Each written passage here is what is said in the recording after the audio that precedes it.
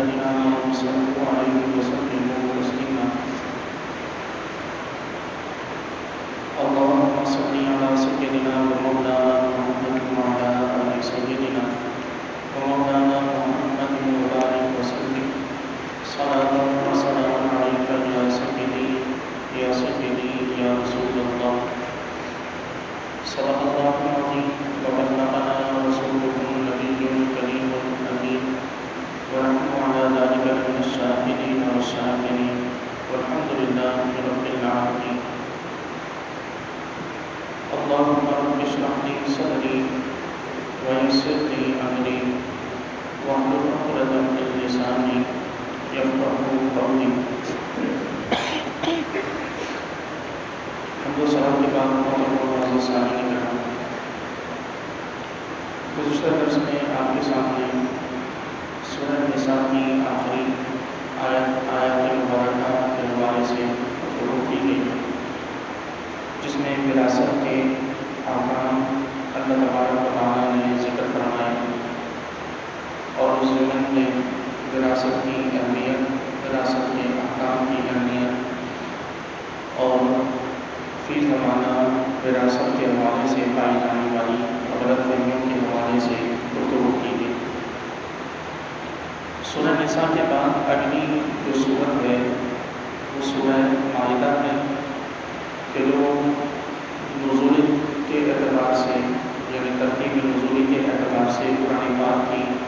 ترتیب مصحف کے اعتبار سے قرآن پاک کی 5ویں سورت مبارکہ ہے، اور اس سورہ مبارکہ میں اللہ تبارک و تعالیٰ نے مسلمانوں کے لیے حج و عمرے کے احکام کو ذکر فرمایا، حلال و حرام جانوروں کے حوالے سے احکام ذکر کیے گئے، وصیت وغیرہ کے احکام اس سورہ مبارکہ میں ذکر کیے گئے، اور اس کے علاوہ یہودیوں کے اعتراضات، عیسائیوں کے اعتراضات اللہ تبارک و تعالیٰ نے ان کے جوابات کے ساتھ ہی یہاں اس سورہ مبارکہ میں ذکر فرمایا۔ سورہ مبارکہ کو سورہ مائدہ اس وجہ سے کہتے ہیں، اس کا نام مائدہ اس وجہ سے ہے کہ اس میں 2 آیتیں ایسی ہیں کہ جن میں اللہ تبارک و تعالیٰ نے مائدہ کا ذکر فرمایا، اور مائدہ کا مطلب ہے دسترخوان، اور وہ 2 آیات وہ ہیں کہ جن میں اللہ رب العزت نے حضرت سیدنا عیسیٰ علیہ السلام نے جب اللہ کی بارگاہ میں دعا فرمائی کہ اللہ محمد آسمان سے دسترخوان کو نازل فرما، تو وہ دعا اور پھر اس دعا کے جواب میں اللہ رب العزت کا یہاں حضرت عیسیٰ علیہ السلام اور ان کی امت کے لیے آسمان سے دسترخوان کے نزول کا تذکرہ فرمایا۔ تو ان 2 آیات کی وجہ سے اس سورہ مبارکہ کو سورہ مائدہ کہا جاتا ہے۔ یوں ہی اس سورت کا ایک نام سورۃ العقود بھی ہے، اور عقود کا معنی ہوتا ہے وعدوں کو پورا کرنا۔ تو چونکہ اللہ تبارک و تعالیٰ نے سورت کے آغاز میں ہی رب تعالیٰ نے وعدوں کو پورا کرنے کا ذکر فرمایا، تو اس لیے اس سورت کا ایک نام سورۃ العقود بھی ہے۔ اللہ تبارک و تعالیٰ کے حبیب علیہ السلام نے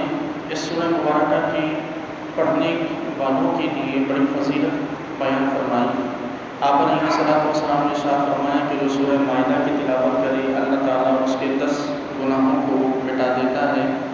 اس کے 10 درجات کو رب تعالیٰ بلند فرما دیتا ہے۔ دوسرا یہ کہ یہ سورت اپنے پڑھنے والے کو عذاب کے فرشتوں کے ہاتھوں نجات دیتی ہے۔ تو اس لیے اس سورہ مبارکہ کی رب تعالیٰ نے حضور اکرم صلی اللہ علیہ وسلم نے اس سورہ مبارکہ کی اہمیت کو نازل فرمایا اور ذکر فرمایا۔ یہ سورہ مبارکہ مدنی سورت ہے، یعنی حضور اکرم صلی اللہ علیہ وسلم کی مدینہ طیبہ کی جانب ہجرت کے بعد نازل ہوئی۔ اس کے بعض آیات وہ ہیں کہ جو صلح حدیبیہ کے موقع پر مکہ مکرمہ میں نازل ہوئی، لیکن یہ یاد رکھنا چاہیے کہ قرآن پاک کی وہ صورتیں جو ہجرت سے پہلے نازل ہوئیں، چاہے وہ کہیں بھی نازل ہوئی ہوں، وہ مکی کہلاتی ہیں، اور قرآن پاک کی وہ صورتیں کہ جو ہجرت کے بعد نازل ہوئی ہوں، چاہے وہ کہیں بھی نازل ہوں، وہ مدنی کہلاتی ہیں۔ تو اس اعتبار سے یہ سورہ مبارکہ مدنی صورت ہے، یعنی ہجرت کے بعد نازل ہوئی، اگرچہ اس کی بعض آیات مبارکہ صلح حدیبیہ کے موقع پر مکہ مکرمہ میں بھی نازل ہوئی ہیں۔ اللہ تبارک و تعالیٰ نے اس سورہ مبارکہ میں ایک وہ خاص آیت مبارکہ بھی نازل فرمائی کہ جس کے ضمن میں رب تعالیٰ نے اس امت کے لیے حضرت سیدنا عمر فاروق رضی اللہ تعالیٰ عنہ کی زبان کے مطابق اس امت کے لیے اس آیت مبارکہ کے نزول کے دن کو عید کا دن قرار دیا ہے۔ انشاءاللہ جب وہ آیت مبارکہ آگے آئے گی تو اس حوالے سے گفتگو ہوگی۔ اللہ تبارک و تعالیٰ نے سورہ مائدہ کی سب سے پہلی آیت میں ارشاد فرمایا، یا ایھا الذین آمنوا، اے ایمان والو، اوفوا بالعقود، تم اپنے وعدوں کو پورا کرو۔ احلت لکم بہیمۃ الانعام، تمہارے لیے ہر قسم کے 4 پاؤں والے جانور حلال کیے گئے ہیں۔ الا ما یتلی علیکم، سوائے ان جانوروں کے کہ جن کا ذکر اگلی آیات میں تم پر تلاوت کیا جائے گا۔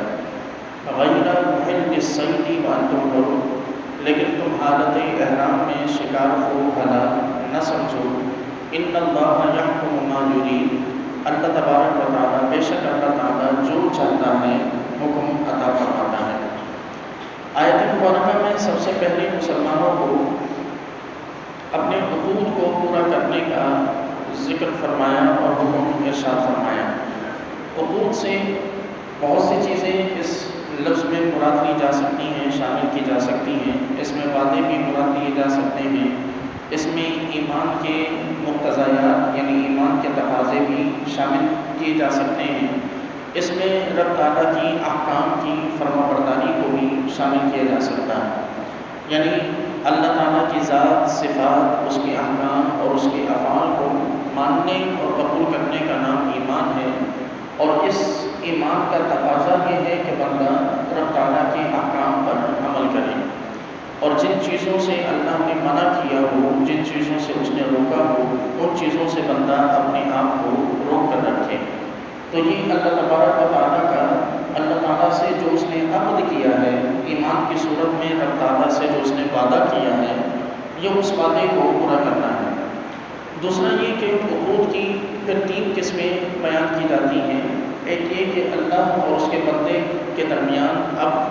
یعنی اللہ اور اس کے بندے کے درمیان کوئی وعدہ، دوسرا بندے اور اس کے نفس کے درمیان کا عقد، اور تیسرا ایک انسان کا دوسرے انسان کے ساتھ عقد، اور ان تینوں میں سے تینوں کی پاسداری کرنا یہ لازم ہے۔ یعنی رب تعالیٰ کی،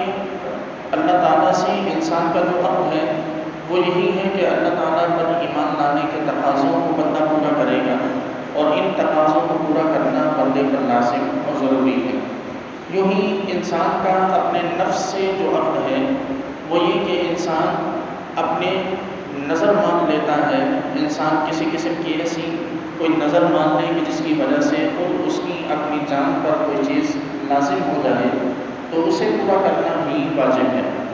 تیسرا بندے کے ساتھ یعنی انسان کا کسی دوسرے انسان کے ساتھ کوئی عقد یعنی وعدہ کرنا، تو اس وعدے کی پاسداری کرنا بھی اللہ تبارک و تعالیٰ کے اس حکم کے مطابق یہ لازم ہے۔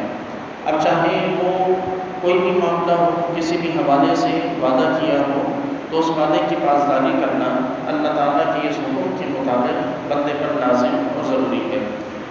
آیت مبارکہ کے اس حصے سے وعدے کی پاسداری، عقود کی پاسداری یہ لازم ہوتی ہے۔ اب ایک اور چیز کو بھی کہا جاتا ہے کہ جس کے ضمن میں خرید و فروخت کرنا یہ بھی عقد ہے، نکاح کرنا یہ بھی ایک عقد ہے، اور ان کے تقاضوں کو پورا کرنا بھی اس آیت کریمہ کے اس حصے کی روح سے لازم ہے۔ مثال کے طور پر انسان خرید و فروخت کرتا ہے، اس نے رقم ادا کر کے کسی چیز کو خریدا، تو سامنے والے پر اس عقد کے تقاضے کو پورا کرنا لازم ہے کہ وہ چیز اس کی ملکیت میں اسی طرح دے کہ جس طرح کے اس چیز کے حوالے سے عقد کیا گیا اور معاملہ طے ہوا۔ یوں ہی نکاح کے معاملات میں بھی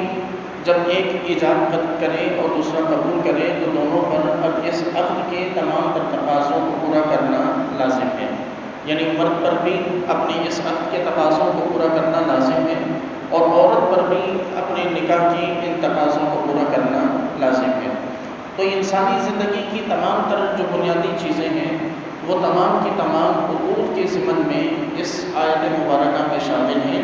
اور اس آیت مبارکہ کو آپ جتنا کھولتے چلے جائیں گے رب تعالیٰ کے احکام اتنی ہی بڑی آسانی کے ساتھ سمجھ میں آتے چلے جائیں گے کہ انسان کا کوئی بھی زندگی کا ایسا معاملہ نہیں ہے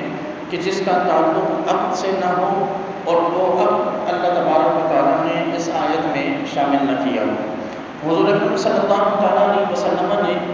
وعدوں کو پورا کرنے والوں کو آپ علیہ الصلوۃ والسلام نے بڑی اجر کی اور بڑی فضیلت آپ علیہ الصلوۃ والسلام نے ان کے لیے بیان فرمائی، اور وعدوں کی خلاف ورزی کرنے والوں کو آپ صلی اللہ علیہ وسلم نے منافق قرار دیا۔ حضور اکرم علیہ الصلوۃ والسلام کی حدیث مبارک ہے کہ چار باتیں ایسی ہیں کہ جو اگر کسی انسان میں پائی جائیں تو کان منافقا خالصا، ایسا شخص پکا منافق ہے، اور فرمایا کہ اگر ان چار میں سے کوئی ایک بات کسی شخص میں پائی جائے تو وہ پکا منافق تو نہیں لیکن اس میں نفاق کی ایک عادت ہے، حتیٰ یدعها، جب تک کہ وہ اسے چھوڑ نہ دے۔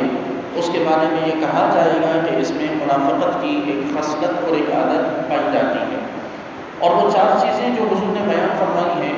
ان میں سب سے پہلی چیز آپ نے صلوات والسلام نے ارشاد فرمایا کہ جب وہ وعدہ کرے تو وعدے کی خلاف ورزی کرے، اذا عہد اخلف، کہ جب بھی وہ وعدہ کرے تو وعدے کی خلاف ورزی کرے۔ دوسری چیز آپ علیہ السلام نے ذکر فرمائی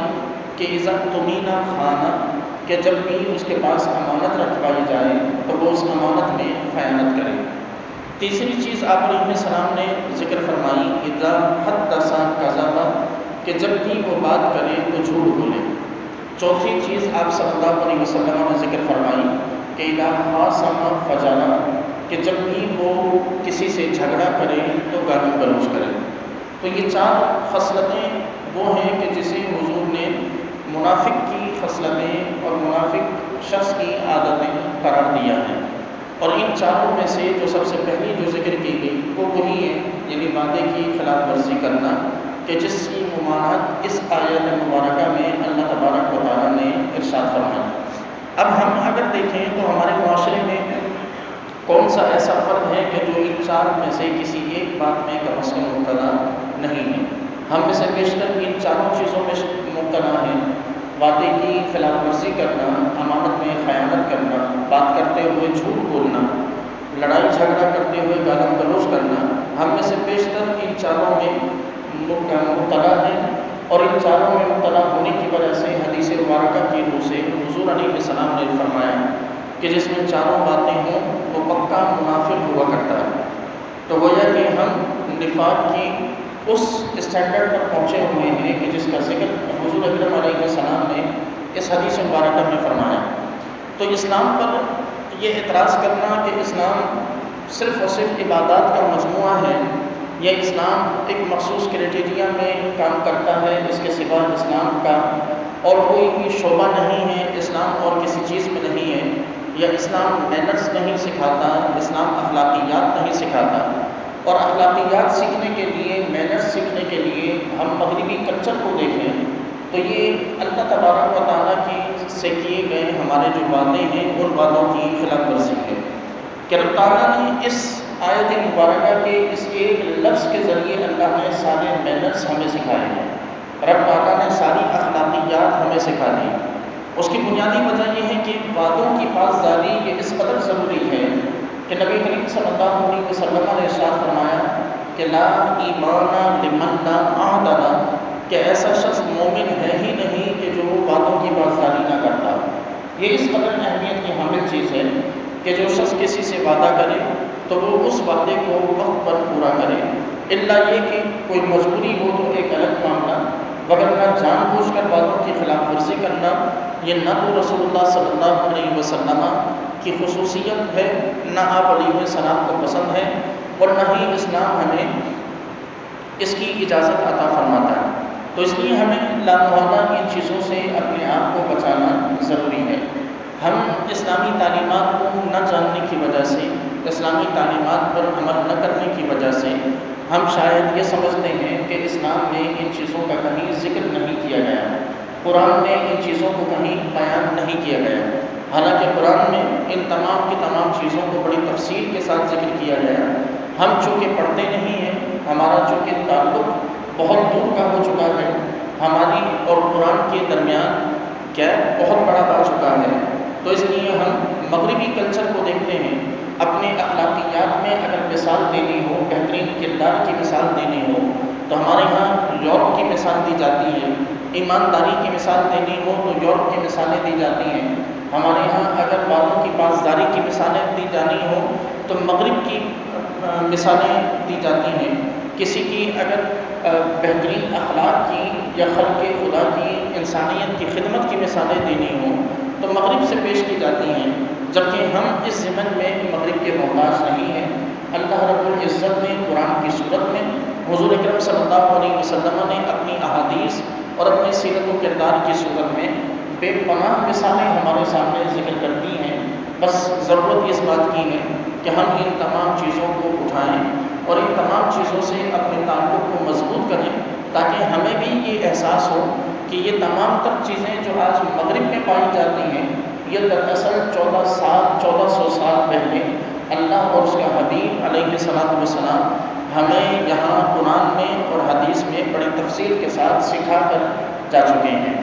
دوسرا یہ کہ یہاں اللہ تبارک و تعالیٰ نے اگلی آیت، اسی آیت مبارکہ کے اگلے حصے میں ارشاد فرمایا ہے کہ وَأُحِلَّتْ لَكُمْ بَهِیمَةُ الْأَنْعَامِ، کہ تمہارے لیے ہر قسم کے 4 پاؤں والے جانوروں کو حلال کیا گیا، إِلَّا مَا يُتْلَىٰ عَلَيْكُمْ، سوائے ان جانوروں کے کہ جن کا آئندہ تم پر، جن کا ذکر کیا جائے گا اور جن کے ذکر پر مشتمل آیات تم پر تلاوت کی جائیں گی۔ غیر محل الصید وانتم حرم، حالت احرام میں شکار کو حلال نہ سمجھنا۔ ان اللہ یحکم ما یرید، بے شک اللہ تبارک و تعالیٰ جو چاہتا ہے حکم ارشاد فرماتا ہے۔ آیت مبارکہ میں ایک لفظ استعمال کیا گیا ہے بہیمۃ الانعام۔ بہیمہ اس جاندار کو کہتے ہیں کہ جو بے عقل ہو، جس میں شعور نہ ہو، اور وہ اس میں سمندر اور خشکی کے تمام جانور، یعنی خشکی کے 4 پاؤں والے تمام جانور اور سمندر کے جانور اس میں شامل ہیں۔ اب یہ انعام کا جو لفظ ہے، بہیمہ کا لفظ کہتے ہیں کہ بے عقل جانور، تو تمام کے تمام جانور شامل ہو گئے، اور انعام کا جو لفظ ہے، انعام کہتے ہیں اونٹ، گائے اور بکریوں کو، اور جو جانور ان کی جنس سے ہیں یا ان کے ساتھ ملے ہوئے ہیں، جیسے گائے کے ساتھ بھینس شامل ہے، بکری کے ساتھ بھیڑ اور ہرن، یہ جانور شامل ہیں۔ رب تعالیٰ نے ان جانوروں کو اللہ تبارک و تعالیٰ نے استعمال کرنے کا حکم ارشاد فرمایا، ان جانوروں سے نفع اٹھانے کا رب تعالیٰ نے حکم ارشاد فرمایا، ان کے دودھ سے اور ان کے گوشت سے اللہ تبارک و تعالیٰ نے نفع اٹھانے کا حکم ارشاد فرمایا۔ ارشاد ہوا اللہ الذی جعل لکم الانعام لترکبوا منہا، کہ اللہ تبارک و تعالیٰ نے تمہارے لیے چوپائے بنائے ہیں تاکہ تم ان پر سوار ہو، وَمِنْهَا تَأْكُلُونَ، اور ان میں سے بعض ایسے ہیں کہ جنہیں تم کھاتے ہو، اور پھر فرمایا کہ وَمِنَ الْأَنْعَامِ حَمُولَةً وَفَرْشًا، اور بعض جانور ایسے پیدا کیے گئے ہیں کہ جو بوجھ اٹھانے والے ہیں، کُلُوا مِمَّا رَزَقَكُمُ اللَّهُ، کھاؤ ان جانوروں میں سے کہ جنہیں اللہ نے بطور رزق تمہارے لیے پیدا کیا ہے۔ اب یہ اللہ تبارک و تعالیٰ نے ان جانوروں کی اس دنیا میں پیدائش کا مقصد رب تعالیٰ نے ذکر فرمایا ہے کہ بعض جانور اس لیے پیدا کیے گئے ہیں کہ وہ ہماری سواری کے کام آئیں، اور بعض جانور اس لیے پیدا کیے گئے ہیں کہ جو ہمارے کھانے کے اور ہماری غذا کے کام آئیں۔ اب یہاں مجوسی اور ہندو جانوروں کے قتل اور ذبح پر اعتراض کرتے ہیں، اور بعض فرقے ان کے یہ کہتے ہیں کہ جانوروں کو ذبح کرنا یہ قطعاً جائز نہیں ہے، کیونکہ جانور بے زبان ہیں اور یہ اپنے خلاف مدافعت نہیں کر سکتے، ان کو پکڑ کر زبردستی ذبح کر دینا یہ ان پر ظلم ہے، اور کسی شخص پر بھی ظلم کرنا یہ جائز نہیں ہے۔ تو یہاں یہ یاد رکھنا چاہیے کہ اللہ تبارک و تعالیٰ نے اس ضمن میں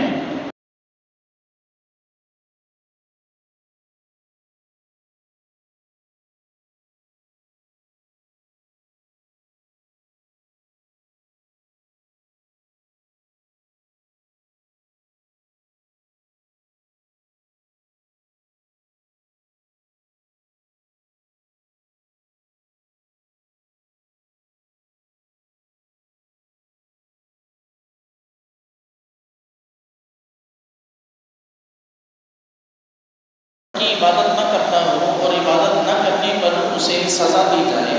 تو کوئی یہ نہیں کہے گا کہ اس شخص کو نماز نہ پڑھنے کی وجہ سے سزا ملی تو یہ اس پر ظلم ہے۔ کیوں؟ اس لیے کہ وہ پیدا ہی عبادت کے لیے کیا گیا تھا، مار پیٹ کر سزا دے کر اسے اس کی پیدائش کے مقصد کی طرف ہی لایا جا رہا ہے، تو اس ضمن میں کہ اس شخص پر، اس انسان پر یہ ظلم نہیں ہے۔ یوں ہی جن جانوروں کو بطور غذا استعمال کرنے کے لیے پیدا کیا گیا تھا، ان جانوروں کو اگر ذبح کیا جائے تو وہ جانور اللہ تبارک و تعالیٰ کی ہاں سے یہ حکم ان کے لیے بطور ظلم نہیں ہے، بلکہ جس مقصد کے لیے پیدا کیا گیا تھا انہیں اس کے مقصد میں استعمال کرنا،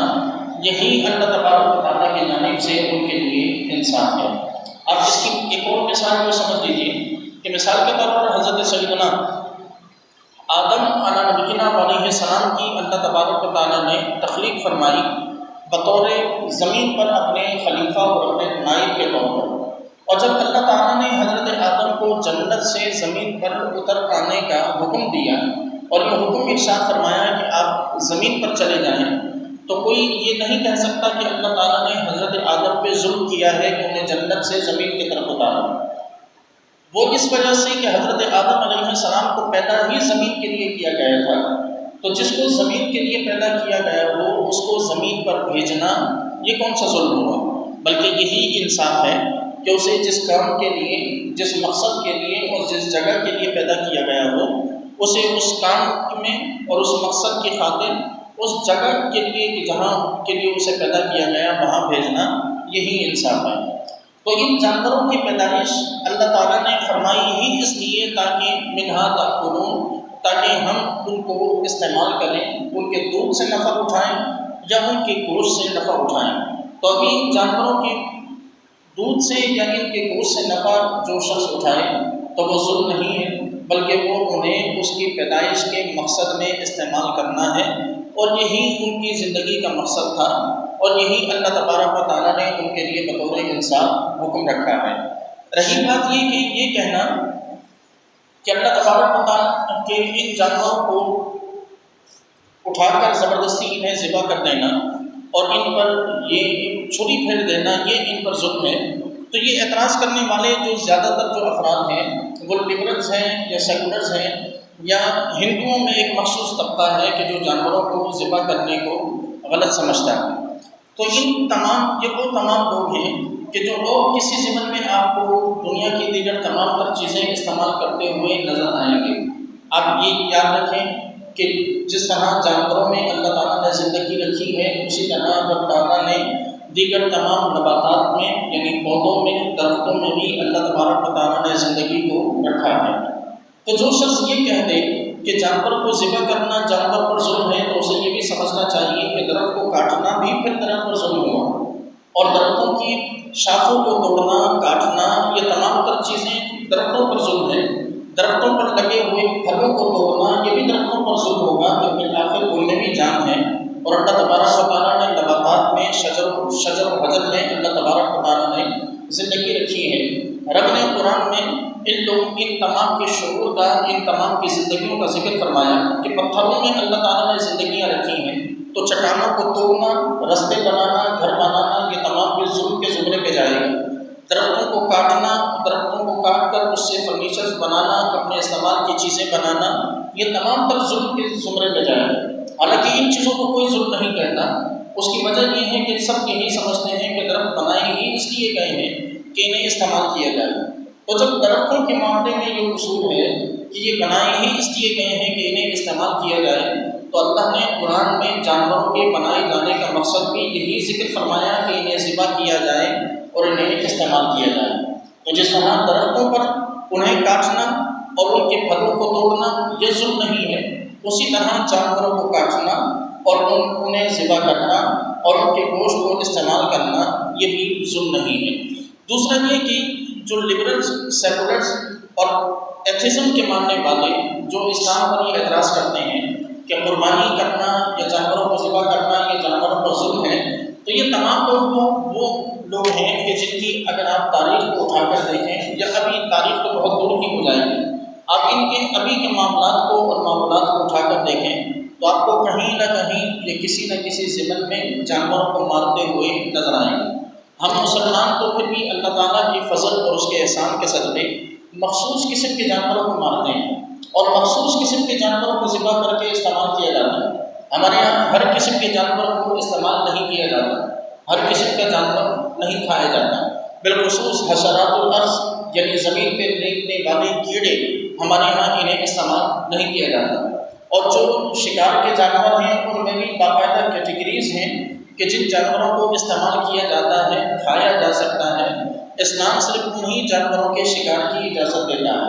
اور جن جانوروں کو ہم کھاتے ہیں وہ بھی مخصوص قسم کی مخصوص نشانیوں والے جانور ہیں کہ جن کے کھانے کا انسانی مزاج پر کسی قسم کا کوئی نقصان بھی پیدا نہیں ہوتا۔ جو نقصان دینے والے جانور ہیں اللہ نے ان جانوروں کو پہلے ہی ہم پر حرام کر دیا، جیسا کہ مثال کے طور پر خنزیر اپنے مزاج کی گرمی کی وجہ سے اور اپنے آپ میں انسان کو بہت سے گناہوں پر آمادہ کر دینے کی وجہ سے اللہ تعالیٰ نے خنزیر کو سب سے پہلے خنزیر کو اللہ تعالیٰ نے مسلمانوں پر حرام کیا۔ تو ایسے وہ تمام جانور کہ جو انسانی مزاج کے لیے، انسانی فطرت کے لیے، انسانی طبیعتوں یا انسانی جسموں کے لیے نقصان دہ تھے، اللہ تعالیٰ نے اور اس کے حبیب نے ان تمام جانوروں کو پہلے ہی مسلمانوں کے لیے منع فرما دیا کہ ان جانوروں کو استعمال نہ کیا جائے۔ اب چند ایک مخصوص قسم کے جانور ہیں کہ جنہیں اجازت دی گئی کہ انہیں ذبح کرو، اور انہیں ذبح کر کے تم اللہ کے نام پر ان کے جسموں سے خون بہاؤ، اور جب مکمل جسم سے پورا کا پورا خون بہہ جائے تو اس کے بعد پھر اسے استعمال کرو۔ آپ یہ دیکھیں کہ زکوٰۃ کہا جاتا ہے ذبح کرنے کو، ہم جو جانور کو ذبح کرتے ہیں اسے کہتے ہیں زکوٰۃ، اور زکوٰۃ کا معنی ہوتا ہے پاک کرنا۔ اب جانور کے جسم سے خون کے باہر جانے کی جو حکمت ہے وہ بنیادی حکمت ہی یہی ہے کہ ایسا جانور کہ جسے جھٹکے سے ذبح کیا جائے، یعنی جھٹکے سے مارا جائے یا اور کسی ایسے ذریعے سے مارا جائے کہ اس کے جسم سے مکمل خون نہ بہے، ایسا جانور نجاستوں کا اب خون کے اس میں رکنے کی وجہ سے بے شمار بیماریوں کا مجموعہ بن جاتا ہے، اور وہ جانور کہ جس کے جسم کے اندر خون رک جائے اور وہ خون نہ بہے، اس کی وجہ سے کئی قسم کی بیماریاں پیدا ہوتی ہیں۔ اسلام اس قدر طاہر و مطہر دین ہے کہ جس نے سب سے پہلی شرط ہی جانور کو کھانے کی یہی لگائی کہ اس کی جو 4 رگیں جو شہر رکھتے ہیں، ان 4 رگوں میں سے کم از کم 3 رگوں کا کٹنا ضروری ہے، اور ان 3 رگوں میں سے بھی 2 رگیں ایسی ہیں کہ جو خون کی ہیں کہ جن کے کٹنے سے جانور کے جسم کا تمام خون بہہ جاتا ہے۔ جب تمام جسم کے اندر پائے جانے والا سارا خون بہہ جائے گا، ساری رطوبتیں ظاہر ہو جائیں گی، تو جسم میں جو ایسے مادے موجود ہیں کہ جو انسانی جسموں کے لیے نقصان دہ ہیں، وہ تمام مادے بھی جانوروں کے جسم سے خارج ہو جائیں گے، اور اب جانور کا گوشت وہ کسی بھی طرح انسان کے لیے نقصان دہ نہیں ہے۔ اس کے بعد جا کر جانور کے اس گوشت کو مسلمانوں کو کھانے کی اجازت عطا فرمائی گئی۔ اب آپ یہ اندازہ لگائیں کہ اس میں نہ تو مسلمانوں پر ظلم ہے، نہ مسلمانوں کی جانوں کو خطرہ ہے کسی قسم کا، اور نہ ہی ان جانوروں پر کسی قسم کا ظلم ہے۔ آپ یہ دیکھیں کہ ایک جانور کے جسے ذبح کیا جائے، اس کی رگ کو کاٹا جائے، اور اس کی رگوں میں سے ایک سانس کی نالی ہو، 2 خون کی نالیاں ہوں، خون کی رگیں ہوں، ایک غذا کی رگ ہو، ان 4 رگوں میں سے 3 رگوں کے کاٹنے کا حکم ہو، ان میں سے بھی جب سانس کی رگ کٹے گی تو جانور کا باقی کا تمام بعد کا جتنا معاملہ ہے وہ تمام کا تمام اس کے روح کے نکلنے کے بعد ہوگا، اور اس کے لیے تکلیف ہرگز نہیں ہے۔ باقیہ ادیان میں اور باقی لوگ جو جانوروں کو جھٹکے سے قتل کرتے ہیں یا اور کسی بھی طرح قتل کرتے ہیں، تو ان میں جانوروں میں تکلیف اور تشدد زیادہ ہے۔ تو تکلیف و تشدد کی وجہ سے جانور پر ظلم کرنا یہ بھی اسلام کو پسند نہیں۔ آپ اسلام کے حسن کا اندازہ اس بات سے لگائیں کہ رسول اللہ صلی اللہ علیہ وسلم نے ایک شخص کو دیکھا کہ جو جانور کو ذبح کرنے کے لیے اس نے جانور کو بکری کو لٹایا ہوا تھا، اور بکری کو لٹا کر وہ شخص بکری کے سامنے اپنی چھری کو ذبح کر رہا تھا، یعنی بکری کو اس نے باندھ کے لٹایا ہوا اور بکری کی نظروں کے سامنے کھڑا ہو کر وہ چھری کو ذبح کر چھری کو تیز کر رہا تھا۔ حضور اکرم صلی اللہ علیہ وسلم نے ارشاد فرمایا کہ تم اس جانور کو کتنی موتیں مارنا چاہتے ہو؟ یعنی آپ علیہ السلام نے اسے ناپسند فرمایا کہ کسی جانور کو ذبح کے لیے لٹایا جائے اور اس کے بعد پھر اس کی نظروں کے سامنے اس کو آلے کو یعنی جس سے اسے ذبح کرنا ہو چھری وغیرہ کو اسے تیز کیا جائے۔ آپ علیہ السلام نے کند چھری سے یعنی جو چھری تیز نہ ہو اس چھری سے ذبح کرنے سے بھی حضور نے منع فرمایا کہ اس سے جانور کو زیادہ تکلیف اور جانور کے لیے یہ زیادہ شدت کا باعث ہے۔ آپ علیہ السلام نے چھری کو تیز کر کے پھر اسے ذبح کرنے کا حکم ارشاد فرمایا۔ آپ صلی اللہ علیہ وسلم نے جانور کو بھوکے پیٹ ذبح کرنے سے منع فرمایا۔ اسی لیے ہمارے یہاں آپ دیکھتے ہیں کہ جانور کو ذبح کرنے سے پہلے اسے آخری وقت میں پانی پلایا جاتا ہے۔ تو یہ تمام تر چیزیں ہمیں بتاتی ہیں کہ اسلام جانوروں کے لیے بطور ظالم نہیں ہے، بلکہ اسلام سے زیادہ جانوروں کے حقوق کا پاسدار کوئی نہیں ہے۔ اور اسلام نے ان جانوروں کو جس مقصد کے لیے اللہ نے بنایا حقیقی طور پر اسی مقصد میں ان جانوروں کو استعمال کیا۔ فی زمانہ اگر کوئی شخص ان جانوروں پر اعتراض کرے اور جانوروں کے ذبح پر اعتراض کرے تو اس کے لیے تو ہمارا فی زمانہ یہ معاملہ بھی اس کے سامنے یہ جواب بھی دیا جا سکتا ہے کہ جس دور کے لوگوں کو انسانوں کے خون کے بہنے کا کوئی افسوس نہ ہوتا ہو، فلسطین میں کٹتی ہوئی انسانیت پر انہیں کوئی افسوس نہ ہوتا ہو، اس دور کے لوگوں کو یہ ذہن نہیں دیتا کہ وہ جانوروں کے قتل پر اور جانوروں کے ذبح پر کسی قسم کی آواز اٹھائیں۔ اگر آواز اٹھانی ہے تو سب سے پہلے تو انسانیت کے قتل پر آواز اٹھانی چاہیے۔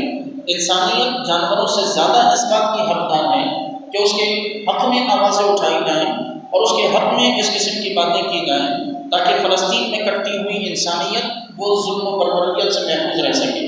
لیکن جہاں یہ لوگ یہ لبرلز اور سیکولرز یہ جہاں دنیا میں کہیں بھی مسلمان قتل کیے جائیں جب یہ انہیں وہاں انسانیت کرتی ہوئی نہیں دکھتی تو انہیں یہ کوئی حق نہیں پہنچتا کہ مسلمانوں کے داخلی معاملات میں اور بالخصوص مسلمانوں کی عبادات کے معاملات میں یہ کسی قسم کا اعتراض کر کے مسلمانوں کو جانوروں کے ذبح کرنے کے حوالے سے بدزن کرنے کی کوشش کریں یا مسلمانوں کی عبادتوں میں خلل پیدا کرنے کی کوشش کریں۔ اللہ تبارک و تعالیٰ نے ہمیں بطور مسلمان پیدا فرما کر رب تعالیٰ نے ہم پر سب سے بڑا احسان فرمایا ہے۔ ہمیں اپنے اس اسلام کو اپنے اس ایمان کو بچاتے ہوئے رب تعالیٰ کے احکام کی فرما برداری کرنا یہ ہم پر بحیثیت مسلمان لازم اور ضروری ہے۔ خالق کائنات سے دعا ہے کہ پروردگار ہم سب کو عمل کے توفیق مرحمت فرمائیں۔ وما علیک الا البلاغ۔ الحمدللہ رب العالمین والعاقبۃ للمتقین والصلاۃ والسلام علی اشرف الانبیاء والمرسلین۔